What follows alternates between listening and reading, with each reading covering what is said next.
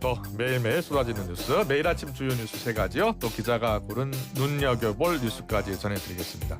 오늘의 더 뉴스는 이데일리의 손희연 기자와 함께하겠습니다. 어서 오세요. 네, 안녕하세요. 예, 오늘 더 뉴스 시작하기 앞서 전달드려야 할 내용 좀 전해주세요.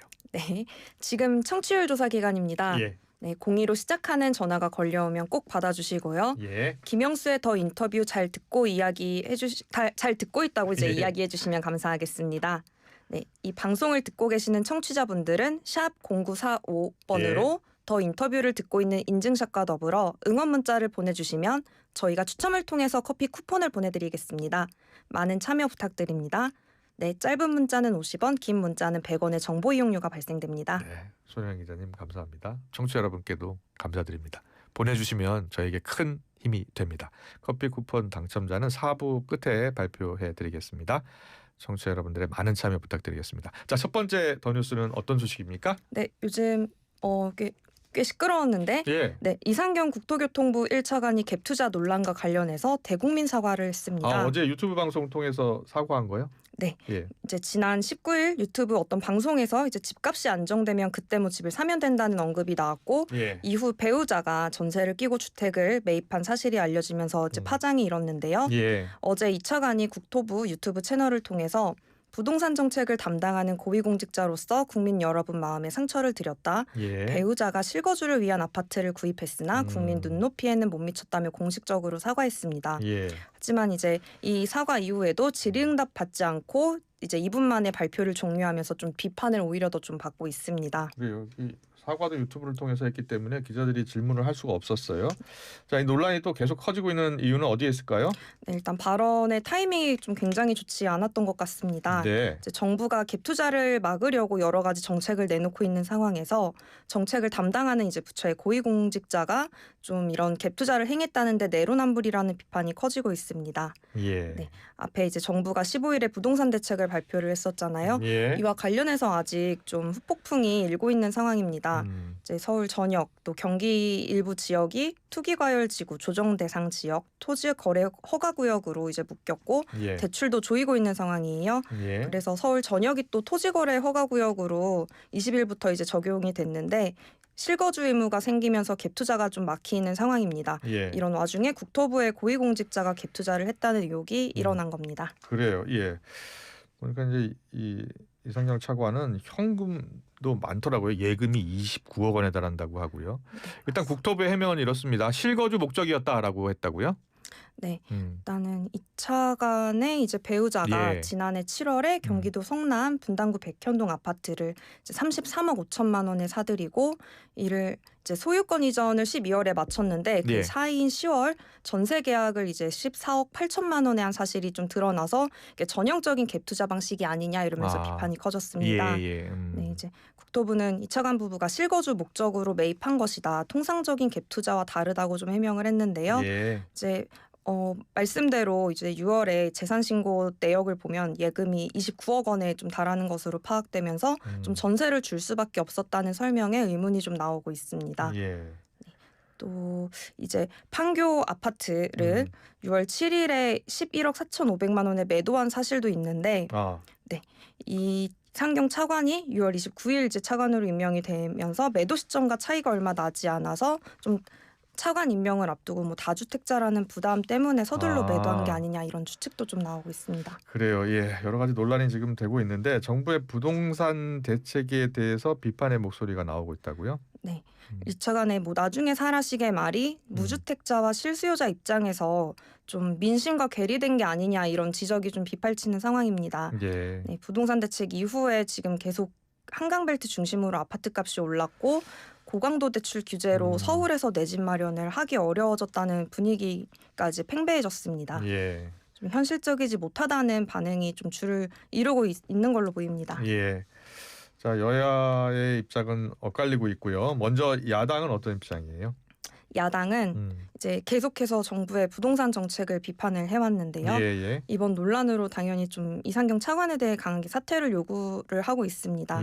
이제 김희정 국민의힘 의원이 어제 이재명 정부가 서민 주거 안정을 위해 갭 투자를 근절하고 실수요자 중심의 시장을 만들겠다고 했는데 정작 차관이 백현동 아파트를 29억 원 가까운 현금을 두고도 갭 투자를 했다고 이제 뭐 사퇴 촉구로 결의를 우린 모았다고 말을 했습니다. 또 송원석 원내대표도 사과보다는 사퇴를 하는 게 맞다는 취지로 또 언급을 했습니다. 네, 여당에서도 반응이 나왔죠. 한준호 최고위원이요. 네, 사과를 했어요. 네, 차관의 부적절한 발언으로 국민 여러분께 심려를 끼쳐드렸다. 또 당 최고위원이자 국회 교통위원으로서 진심으로 국민 여러분께 죄송하다는 말씀을 드린다고 밝혔습니다.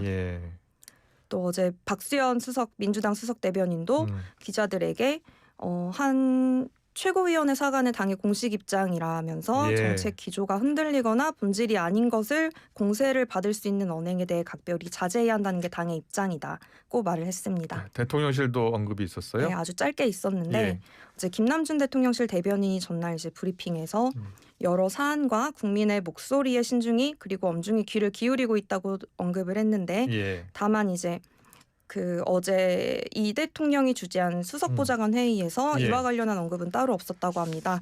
그럼에도 여론 파악을 위해 촉각을 곤두세우고 있는 것으로 보입니다. 계속해서 두 번째 더 뉴스로 이어가겠습니다. 두 번째 소식은 어떤 소식입니까? 정부가 이태원 참사에 대해 대통령실의 용산 이전이 당시 경찰 경비력 부족에 이제 영향을 줬다는 감사 결과를 발표를 했습니다. 이 대통령실 이전 과정에서 용산 일대 경비 인력이 대통령실 인근으로 집중되면서 행사 당일 인파 관리에 차질이 빚어졌다는 분석입니다. 국무조정실이 지금 이재명 정부 출범 직후에 이태원 참사에 대한 합동감사 태스크포스를 운영하고 있는 거예요. 네.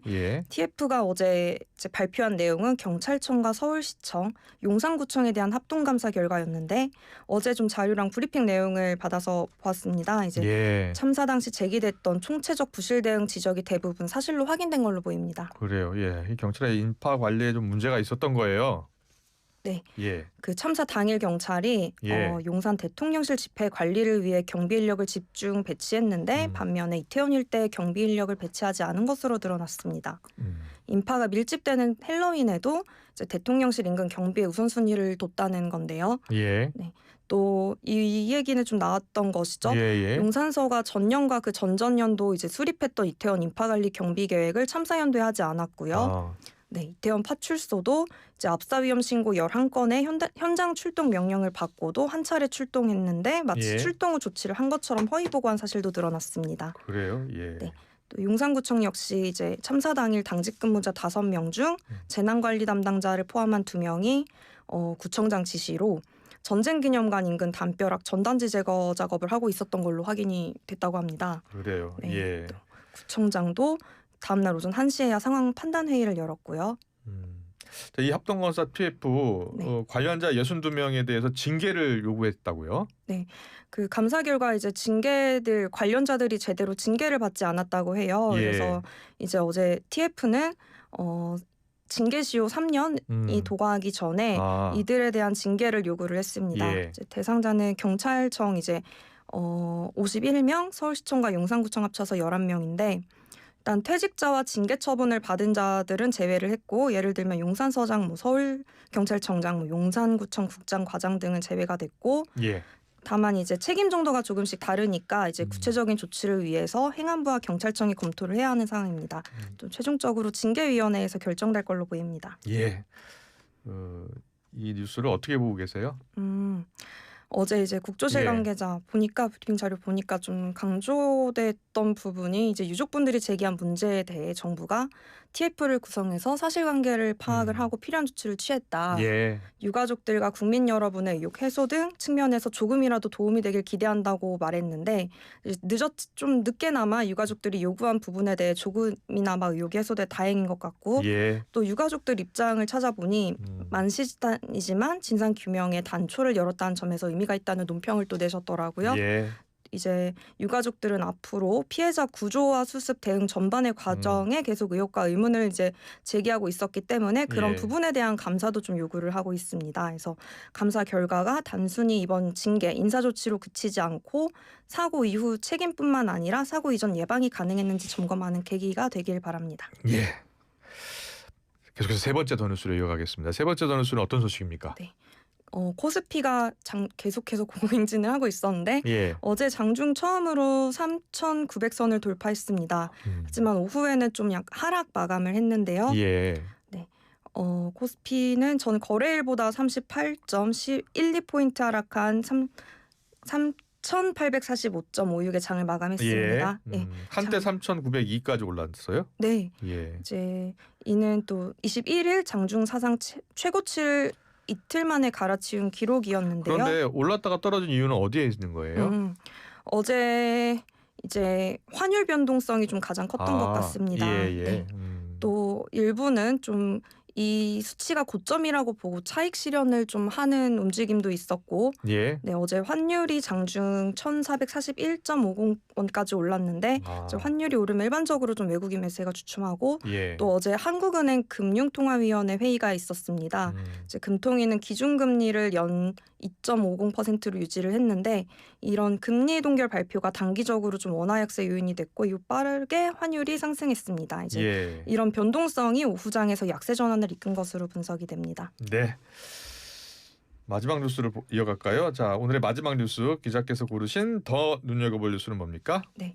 어제 저희 최근에 캄보디아 내 한국인 대상 범죄로 불안감이 굉장히 높았잖아요. 예. 이에 대한 대응이 좀 진일보한 부분이 있어서 이 뉴스를 가져와 봤습니다. 예. 어제 한국 경찰청이 캄보디아를 비롯해 베트남, 태국, 필리핀, 미국 등 8개국과 또 인터폴과 아세아나폴 등 국제경찰기구들과 초국경 스캠 범죄 대응을 위한 국제공조협의체를 발족했습니다. 예, 자 의미가 있는 진전이겠죠? 네. 예. 최근에 사기 피해 굉장히 심각하잖아요. 이런 범죄들이 이제 초국경 범죄라는 특성이 있는데 거점을 어디에 두든 상관없이 온라인으로 범죄가 이루어지고 있습니다. 예. 그래서 이제 우리 경찰이 해외에 있는 범죄 조직을 추적하고 수사하기 어렵다는 문제가 있는데 때문에 국제공조가 좀 예전보다 훨씬 중요해진 상황입니다.